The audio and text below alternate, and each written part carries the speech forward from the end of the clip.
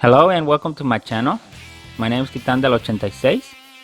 Here you will find everything from your favorite characters, from anime, series, or movies, such as figures, statues, trading cards, and other limited special edition items. I will show you everything that is included. For example, we will discuss the design of the box, how it's packaged, the design of the figure, the articulation points, the accessories that are included, and we will see our favorite characters in special scenes. And you never know, you might see other characters make special guest appearances, so you can decide whether it's worth getting or not. Subscribe and join me on new weekly adventures. Now let's start the show. Let's go. Hello ladies and gentlemen, welcome to my channel. My name is Titan del 86, and today from AMC I have this popcorn bucket from the movie Avatar Fire and Ash. As you see, it comes in a plain box, and here's all the content of how this popcorn bucket is packaged. Once you take it out of the box, it comes in 3 separate sections, which is divided by the tail, the head, and the main body. And you can see that they put the packaging protection mostly on the head. Once you remove all the packaging, this is what the individual parts look like. So there's some assembly that needs to be done here. It does come with paper instructions that identifies the individual parts. Then it shows you how to assemble the popcorn bucket.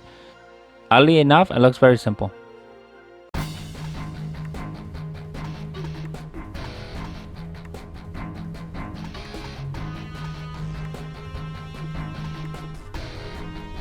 So here's the 360 of the Banshee popcorn bucket from the movie Avatar Fire and Ash.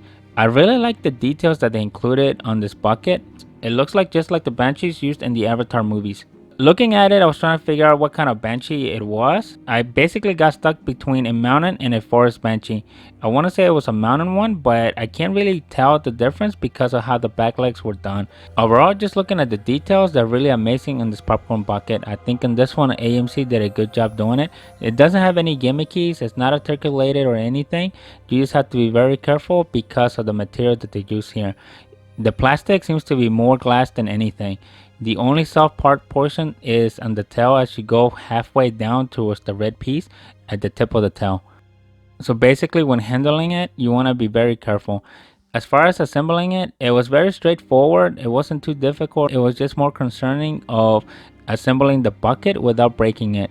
The reason I say that is assembling it, you had to use some extra force, especially for the tail. The tail came in with a key feature, but if you looked at it on the inside of the body, it came with 2 sectionalized ribs. So the tail basically had to go through 2 engagement features, which made it somewhat difficult just because of how the plastic pieces were. It's more of the very solid brittle type, which is mostly glass filled when you take the composition out of it. So because of that, it made the prongs a little bit difficult to flex to get them into the insertion spots. One thing to note, once this thing is fully assembled, you are not going to be able to disassemble it in the future. The other section that I was concerned about was installing the head. What made it a little bit difficult on the head is the 2 long pieces that come off from the back of the head. They're split like a V shape, but the shape didn't really match the width of the bucket. So in that section, the 2 individual pieces had to basically flex out of the way, which again, with how stiff this plastic really is, it wasn't too forgiving, which basically made it a little bit difficult when inserting the headpiece. Because of that, this basically makes it on the difficulty level, I would say really a 3 out of 10. Just because you have to have enough delicacy and apply enough force at the same time just to get it to assemble. In case you are wondering, the figure is very hollow.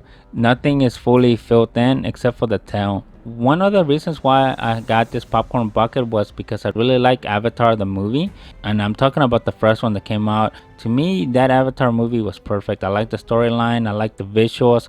Going into the second movie, Avatar the Way of Water, honestly I really didn't care too much for that one. To me, that one was a huge disappointment. I feel like they struggled to find a good plot to go with, especially in trying to find the main evil characters, where it basically came to recycling Stefan's character called Rich again, along with the 2 cronies that showed up in the first movie that didn't really have huge dialogue. To me, they were extra characters, but I feel like on this one, they try to make them more than what they originally were, and unless I missed it, there was no real explanation of how they became Navi characters.